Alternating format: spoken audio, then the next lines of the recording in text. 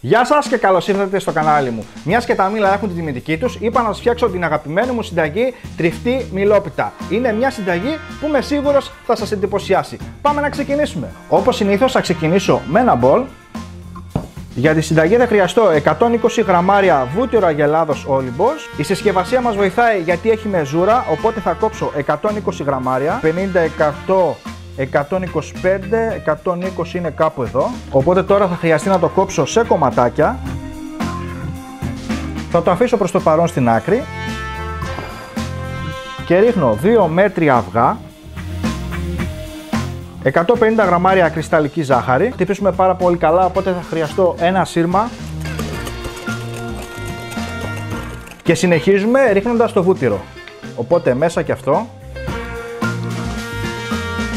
4 με 5 σταγόνες υγρή βανίλια, μισό κουταλάκι του γλυκού μαγειρική σόδα και τέλος 500 γραμμάρια αλεύρι για όλες τις χρήσεις. Και ανακατεύουμε χωρίς να ζυμώνουμε μέχρι η ζύμη να έχει μορφή θρήματος. Προσπαθούμε να σπάσουμε με το κουτάλι τα κομματάκια από το βούτυρο ώστε να ενσωματωθεί σωστά στο αλεύρι μας. Βλέπετε έχει τη μορφή θρήματος, γι' αυτό και τη λέμε τριφτή μιλόπιτα. Τώρα θα τυλίξω με μια μεμβράνη και θα το βάλω στο ψυγείο μέχρι που να ετοιμάσουμε τη γέμιση. Για τη συνταγή θα χρειαστούμε 3 μήλα και με ένα πίλνεν θα καθαρίσω τα μήλα. Θα τα κόψω.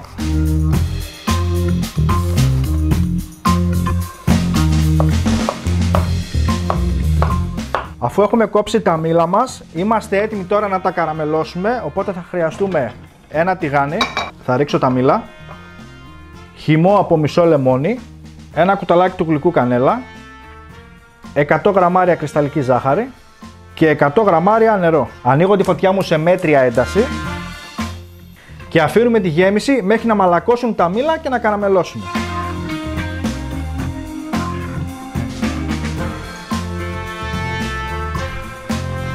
Η γέμιση είναι έτοιμη, έχουν μαλακώσει, έχουν καραμελώσει τα μήλα, οπότε κλείνω τη φωτιά μου και αποσύρω.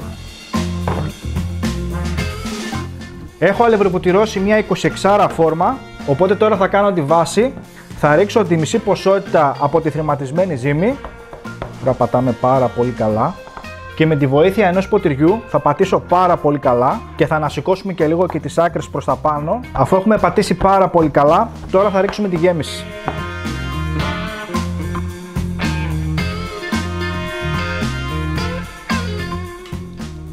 Με μια μαρίες θέλω να στρώσω τη γέμιση ομοιόμορφα κάτω στη βάση και τέλος θα ρίξουμε και την υπόλοιπη ζύμη. Θα ρίξουμε και ό,τι υπόλοιπα έχει μείνει στο μπολ. Θα κουνήσω λίγο τη φόρμα και θα πατήσω και από πάνω καλά. Και ψήνουμε σε προθερμασμένο φούρνο στον αέρα στους 170 με 180 βαθμούς για περίπου 30 με 40 λεπτά.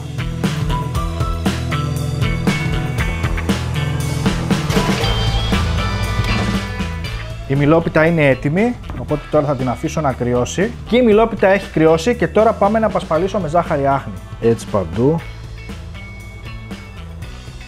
Μυρίζει εκπληκτικά.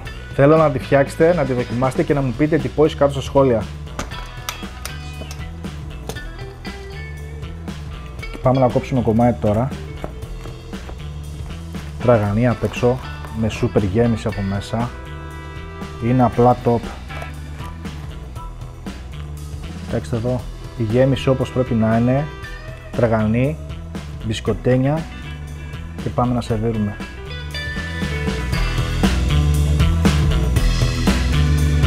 Και ήρθε η ώρα της δοκιμής.